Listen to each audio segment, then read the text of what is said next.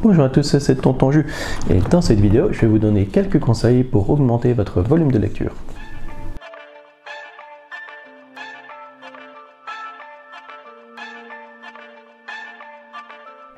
Alors ici, je vais vous donner 6 conseils pour augmenter votre volume de lecture, conseils qui ont été testés et approuvés par moi, puisque cette année, je dois dire que j'ai augmenté pas mal le nombre de livres que je lis par mois, et j'en suis quand même assez satisfait.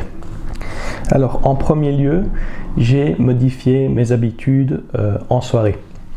Donc avant, c'était par défaut, je regardais la TV et puis je lisais un livre, un chapitre ou deux, juste avant d'aller dormir. Donc je lisais en gros 20 minutes, peut-être une demi-heure le soir, et avant ça je regardais la TV. Ça, j'ai changé mon état d'esprit maintenant. C'est devenu que le soir, par défaut, je lis toute ma soirée, sauf s'il y a une série TV ou quelque chose que je veux regarder le soir, ou si je suis trop fatigué, etc. Mais donc avant, c'était vraiment regarder la TV, et l'exception c'était de lire un livre parce que j'avais envie de lire de livres sur là. Mais maintenant, mon état d'esprit, vraiment quand je rentre chez moi le soir, etc., en soirée, c'est vraiment par défaut je lis, et ce n'est que s'il y a quelque chose à la TV que je veux voir, ou si je suis trop fatigué, que je regarde la TV à la place. Quand même important, puisque ici, à la place de lire 20 minutes, une demi-heure tous les soirs, au final on lit quand même 2-3 heures par soirée. Donc sur la semaine, ça change quand même pas mal de choses. Alors deuxième habitude que j'ai changée, c'est de lire même s'il n'y avait que 5-10 minutes à consacrer à ma lecture.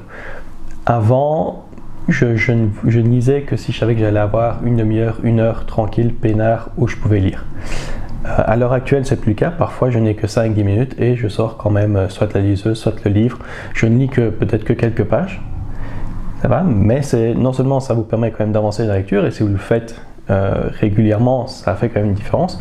Mais en plus, le fait de vous replonger comme ça régulièrement dans le livre, même si c'est par petits morceaux, ça va vous motiver à chaque fois de prendre le livre et de le lire. Et donc, plutôt que de rester sur des réseaux sociaux, etc., vous allez plutôt vous dire, ah tiens, autant continuer ce livre-là, puisqu'il est encore frais dans votre tête, puisque peut-être que le matin, par exemple, en prenant votre tasse de café, vous avez peut-être 5-10 minutes à tuer, et plutôt que d'aller sur Internet, les réseaux sociaux et tout ça, vous prenez le livre pour 5 minutes simplement.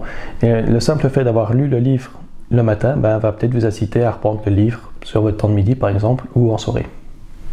Alors, troisième conseil qui peut être un peu à double tranchant, c'est de se fixer un objectif. Donc ça peut être de se fixer un objectif sur la semaine, par exemple, de lire tel ou tel livre sur votre semaine, sur votre week-end.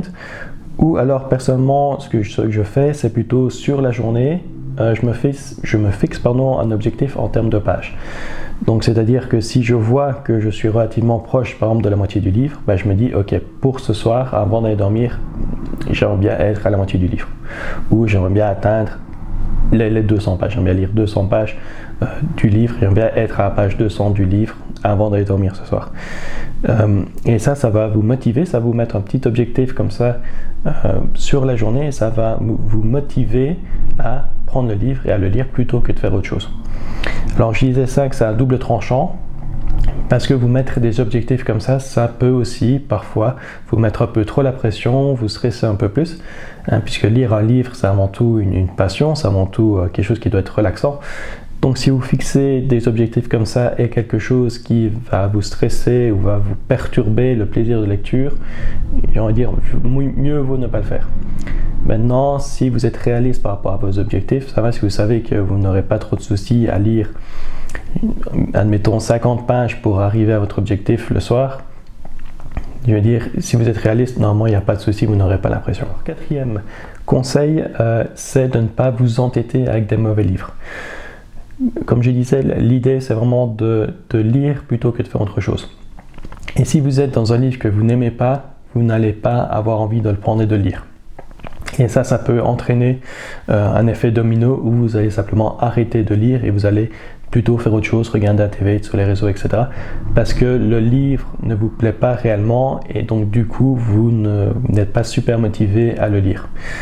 Et donc ça, c'est vraiment peut-être une barrière psychologique à passer, où il faut se dire parfois, ok, ce livre je ne l'aime pas, tant pis, j'arrête les frais je vais passer à autre chose. Alors c'est un peu pénible quand c'est un livre qu'on a acheté, ça l'est un peu moins quand c'est un livre de bibliothèque, mais je veux dire, si vraiment le livre vous déplaît réellement, n'hésitez pas à l'abandonner. Une autre idée dans le même genre, c'est que si vous êtes dans une partie du livre qui peut-être est un peu lente, ou si ça suit un point de vue d'un personnage que personnellement vous n'aimez pas trop, n'hésitez pas aussi à passer ce qu'on appelle la lecture rapide. Donc c'est-à-dire que vous allez sur votre page, vous n'allez lire que des morceaux de phrases ou quelques mots pour comprendre ce qui se passe dans l'histoire, pour comprendre comment l'intrigue évolue, mais sans plus. Et donc ça va vous permettre de passer le petit passage lent que vous n'aimez pas, ou passer le point de vue d'un personnage que vous n'aimez pas trop, qui est un peu trop long pour vous et qui encore une fois ne va pas vous motiver à lire. Passer en mode lecture rapide va vous permettre de vraiment passer cela assez rapidement et de retomber sur une partie du livre que là vous aimez bien et que là vous serez motivé à prendre le livre et à lire. Dans le même ordre d'idées, ça c'est le 5e conseil, n'hésitez pas à jongler avec 2 ou plus de livres. Alors ça, j'étais assez sceptique au début par rapport à ces méthodes-là, surtout pour 2 livres qui seraient du même genre, puisqu'on se dit, est-ce qu'on ne va pas confondre certaines choses, est-ce qu'il n'y a pas des personnages qu'on va mélanger, etc. Dans l'ensemble, non. Personnellement, quand j'ai commencé à lire 2 livres en même temps, j'ai commencé avec un livre non-fiction, donc une autobiographie en même temps que je lisais de la fiction. Là-dessus, il n'y a pas trop de soucis. Et maintenant, je jongle facilement à 4 livres, même des livres qui sont du même genre. Il n'y a pas de soucis. J'arrive à m'y retrouver. Encore une fois, c'est une question d'habitude. Le seul conseil que je vous donne, c'est de ne pas laisser un livre trop longtemps sur le côté, si vous jonglez avec 2 livres. Donc, soit si vous avez envie de faire autre chose, que vous n'êtes tout simplement plus d'humeur à continuer ce livre-là pour l'instant, vous pouvez entrecouper par un livre qui est très court à lire, genre 2-3 jours, ou alors un livre plus long, mais à ce moment-là, lisez un petit peu d'un livre et puis reprenez quand même à un moment donné votre 2e livre. De manière générale, je dirais que si vous laissez traîner un livre sur le côté pendant plus d'une semaine, vous allez perdre le fil et encore une fois, vous allez perdre la motivation de le continuer. Donc il faut quand même si vous lisez 2 livres, si vous avez 2 livres assez longs, il faut lire un peu celui-là, un peu l'autre de temps en temps, et il faut jongler avec les 2.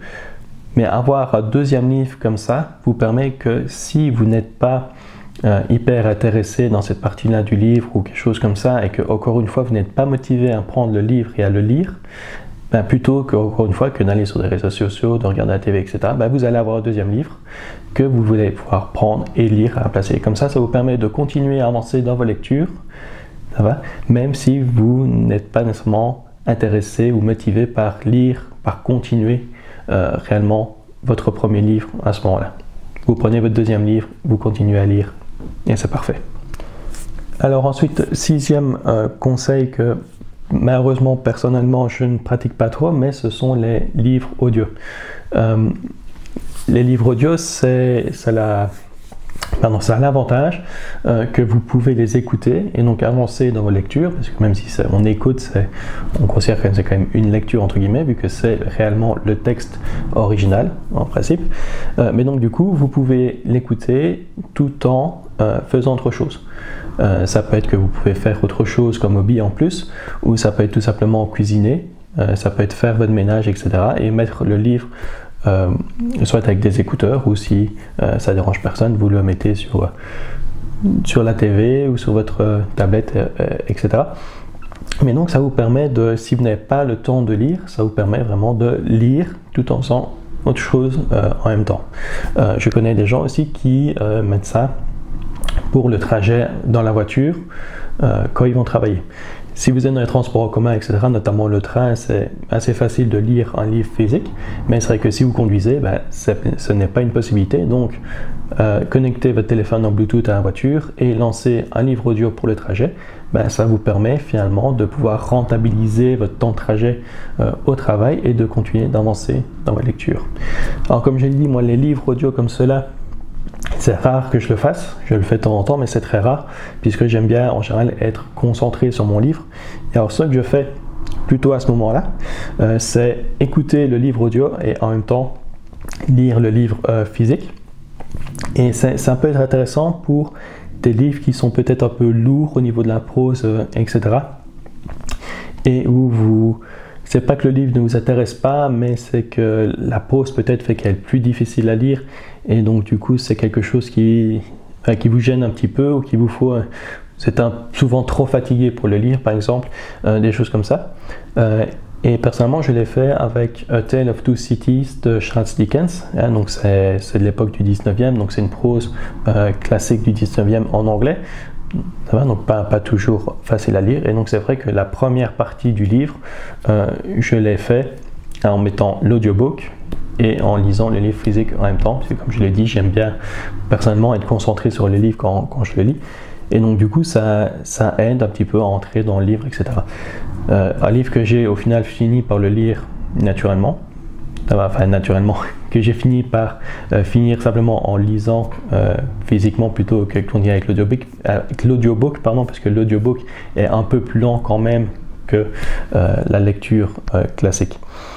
Mais donc je sais que pour beaucoup de personnes, les audiobooks, ça marche bien puisque ça vous permet vraiment de faire deux choses en même temps, de pouvoir lire votre livre, entre guillemets, et faire autre chose. Et donc si vous manquez de temps dans votre journée pour réellement vous concentrer sur une lecture, les audiobooks sont une bonne solution. Alors j'espère que tous ces conseils vous seront utiles. Je sais qu'il y a plusieurs choses ici qui pour moi ont été très utiles pour augmenter mon volume de lecture. J'espère que ce sera pareil pour vous.